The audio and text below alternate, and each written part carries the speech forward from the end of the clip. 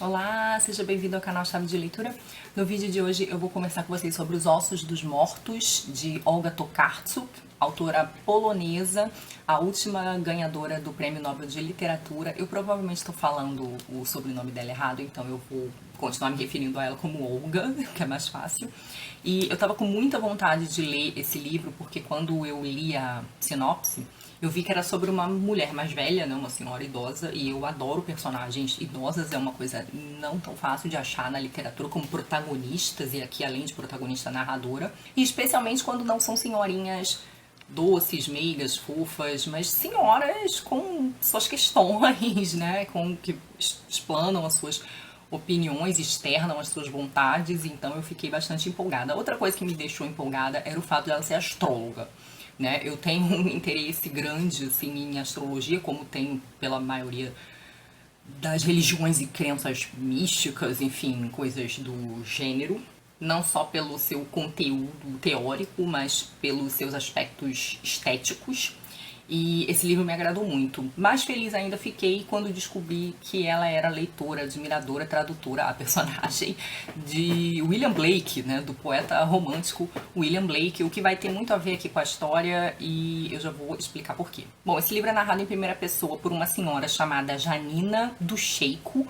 Ela era engenheira, de formação ela era engenheira, e construtora de pontes, o que é interessante, porque ela pode ser considerada, do ponto de vista metafórico, também uma construtora de pontes. Só que ela acaba, até pela idade avançada e problemas de saúde, se tornando depois professora de inglês. Então, assim, uma profissão que demandasse um pouco menos dela no sentido do esforço.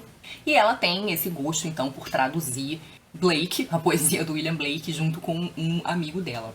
A senhora do Sheiko mora numa região da Polônia que é meio afastada e é quase fronteira com a República Tcheca. E ela é considerada assim uma senhora um tanto excêntrica. Ela, não só por ela ser astróloga e fazer mapas astrais, mas por ela ter umas opiniões um tanto divergentes da comunidade e não ficar calada, assim. Ela fala, ela externa o que ela pensa, ela manda cartas para a polícia, ela cobra providências. E talvez a grande divergência dela com essas pessoas é o fato de que ela é vegetariana e defensora dos direitos dos animais, ela tem uma relação de profundo respeito com a natureza, e ela mora numa comunidade de caçadores, né? Uma comunidade de caçadores onde a caça é aceita e reconhecida por todo mundo e por todas as instâncias oficiais do Estado, então pela polícia, pela escola, pela igreja, né? Então isso acaba criando um conflito entre ela e as pessoas da comunidade que acham ela sempre muito intransigente, um pouco meio maluca, meio surtada. Mas ela vai mostrar o tempo todo como ela é desconsiderada por ser uma mulher idosa. O romance também trata em grande medida da invisibilidade das pessoas idosas, em especial as mulheres, que nunca é levada a sério, as pessoas nunca levam a opinião dela em consideração, subestimam que ela, assim, as coisas que ela é capaz de fazer. Por exemplo, tem umas passagens interessantes sobre isso nas páginas 30 e 31. Na cabeça dele, eu certamente era uma senhorinha, mas quando o meu discurso acusador se tornava mais impetuoso, mudava para velha. Uma velha maluca, louca. Eu estava consciente de que ele observava meus gestos com aversão e avaliava negativamente o meu gosto.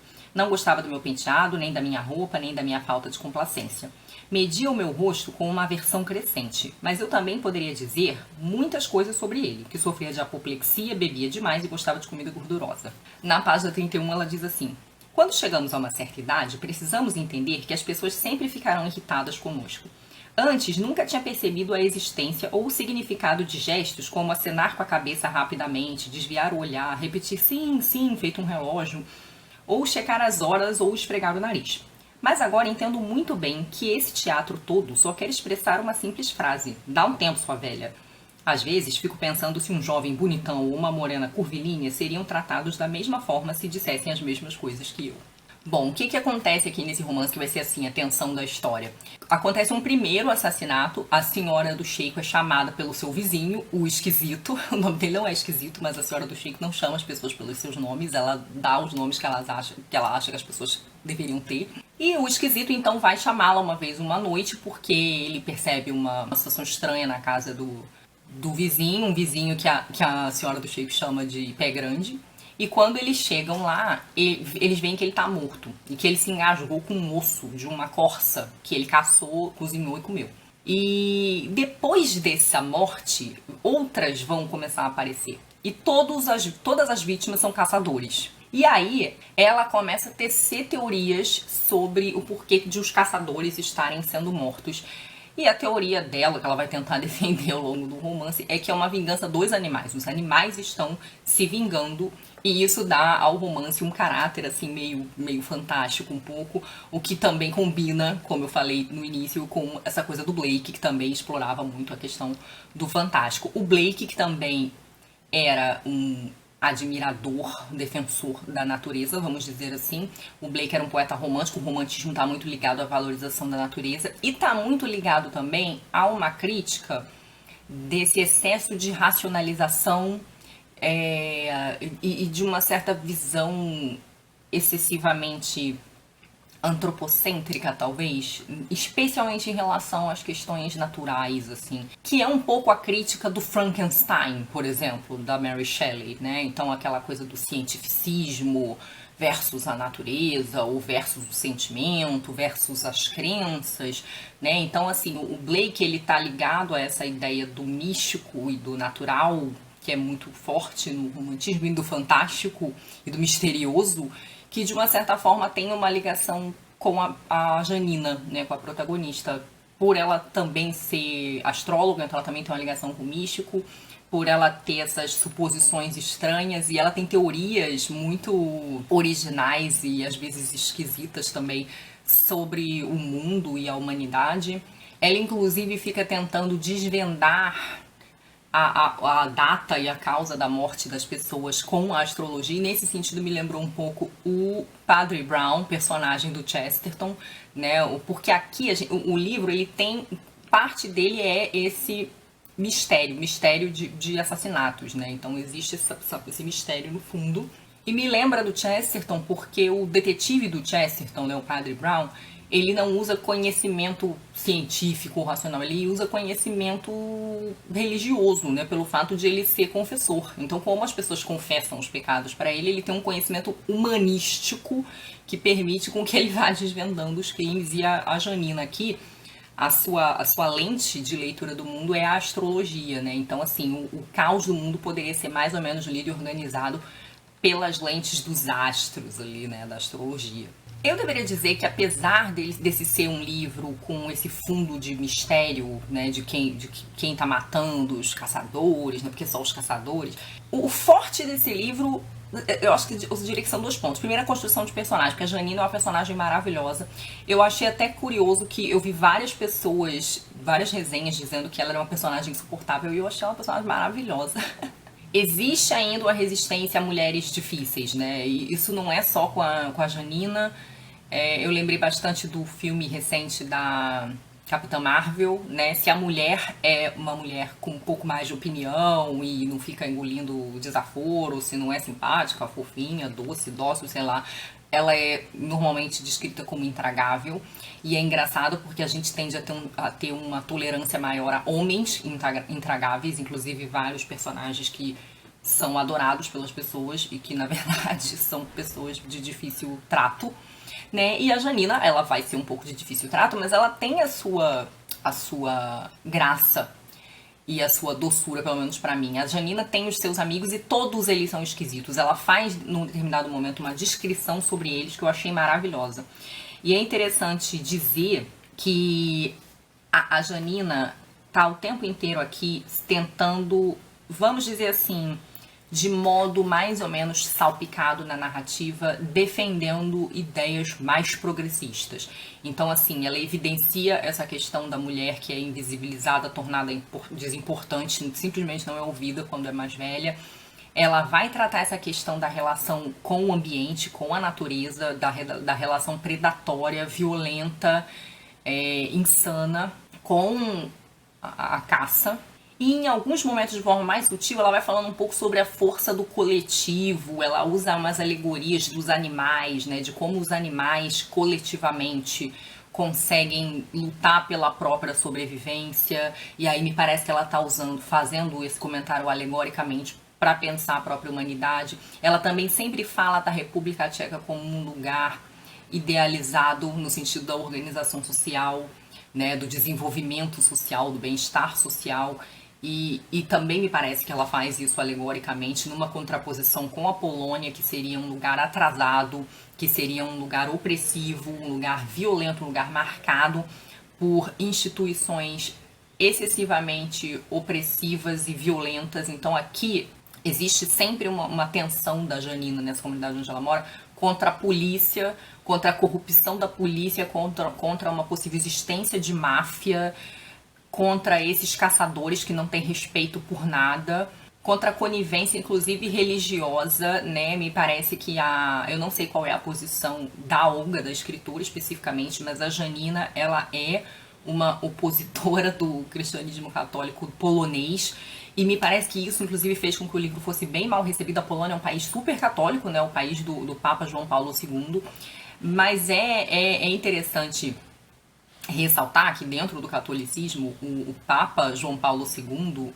já é um Papa muito preocupado com questões ecológicas, né? Que ele já escreveu muitos textos e promoveu muitas ações no sentido de um respeito pela natureza dentro do que o cristianismo católico chama de criação, né? Então de uma relação que não seja nem do desperdício e nem violenta, que seja uma relação ética.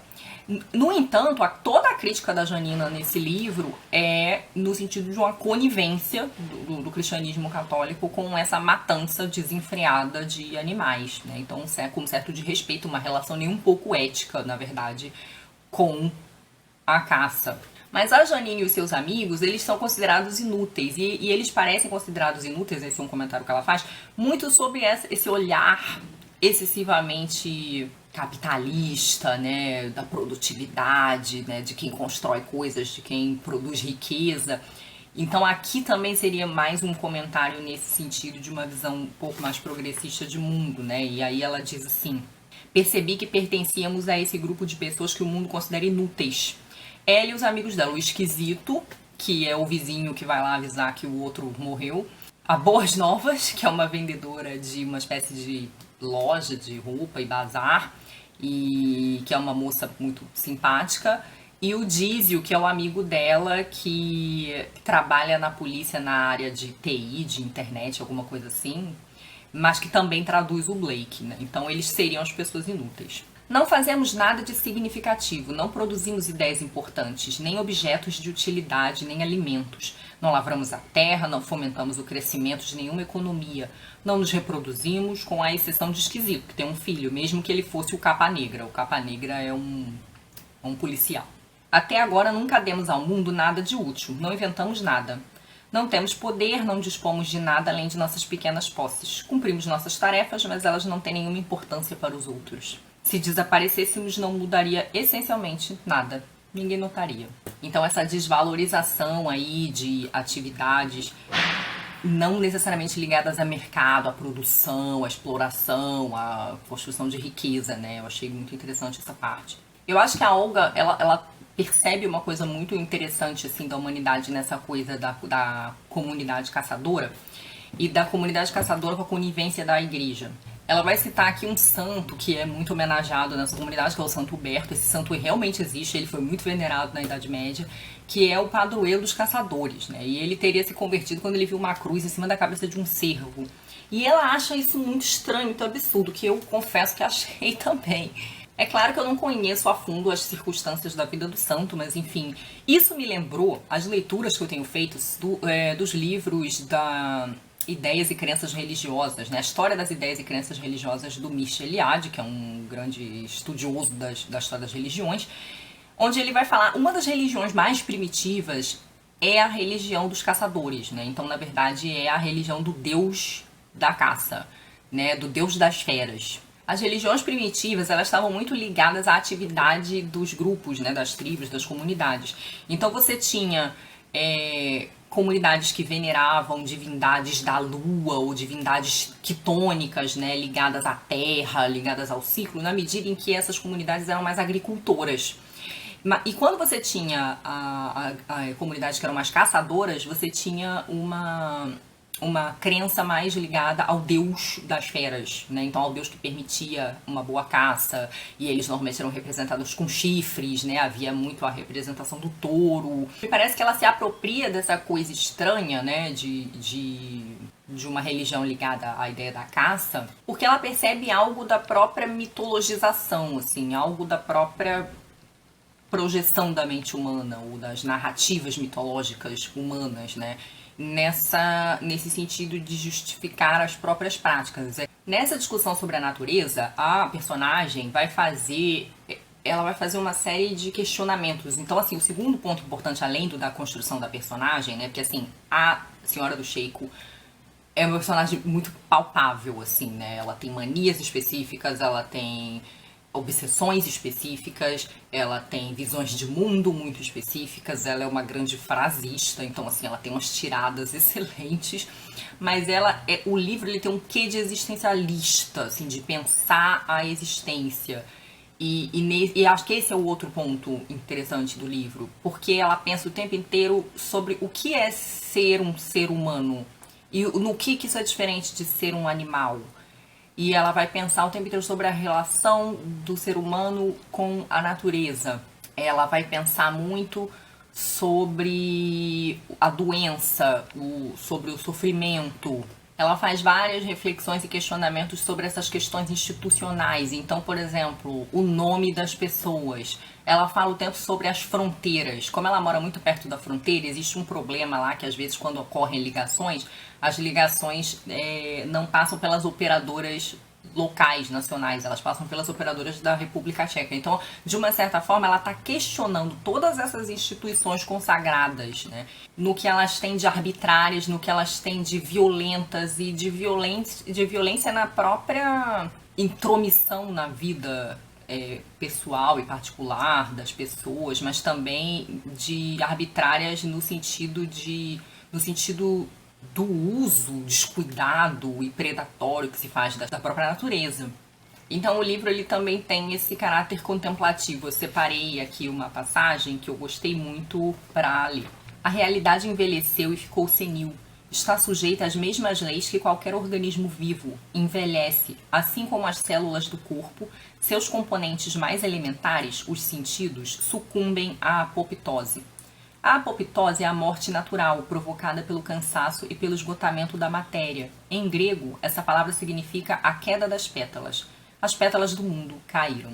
Bom, então a Senhora do Sheiko parece ser essa pessoa que vê aquilo que de uma certa forma é naturalizado pelas narrativas humanas, pelos construtos culturais humanos, e ela não se adequa, né? Então ela é uma figura dissonante e isso torna ela muito interessante, torna as reflexões dela também muito interessantes, muito reais, assim, ela é uma personagem com características muito específicas e essas características elas têm uma coesão que tornam a personagem muito forte.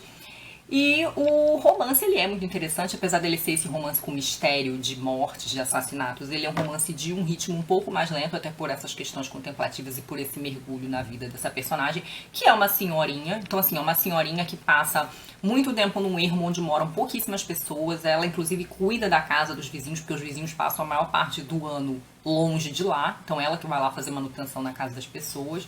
Mas apesar desse ritmo mais lento e desse caráter mais contemplativo, o livro tem um plot twist interessante. Eu preciso dizer que eu comecei a suspeitar do desdobramento final, né? Antes de chegar propriamente no final, eu já estava me fazendo algumas perguntas do tipo, não é isso que vai acontecer, e foi o que acabou acontecendo. Mas isso eu acho que não é a coisa mais importante do livro. Esse definitivamente é um livro sobre essa personagem, as reflexões dessa personagem, os questionamentos dela. Então eu gostei muito e eu acho que a Janina do Sheiko entrou na minha lista de personagens mais velhas e cri-cris favoritas. Eu tenho algumas, né? Quem me viu aqui falando ou do David Copperfield, né? Porque eu adoro a tia do David Copperfield, né? Assim, a tia Trotwood, que tem um pouco dessa coisa de velha turrona, mas que é uma pessoa maravilhosa, amorosa, ética. E também quem me ouviu falando da Olive Kitteridge, que também é uma personagem mais velha, mas também é uma personagem maravilhosa, apesar de ser difícil, apesar de ser intransigente, mas que é uma pessoa amorosa, generosa. Então, enfim, essas pessoas que são ótimas sem serem fáceis, adoro, especialmente quando senhorinhas. Então a do Sheiko entrou na minha lista de velhotas cri-cris que amamos, assim. Eu imagino que por ter ganhado o Nobel, muita gente tenha lido, então se você leu, vem conversar comigo e dizer o que você achou. Beijos e até a próxima. Tchau!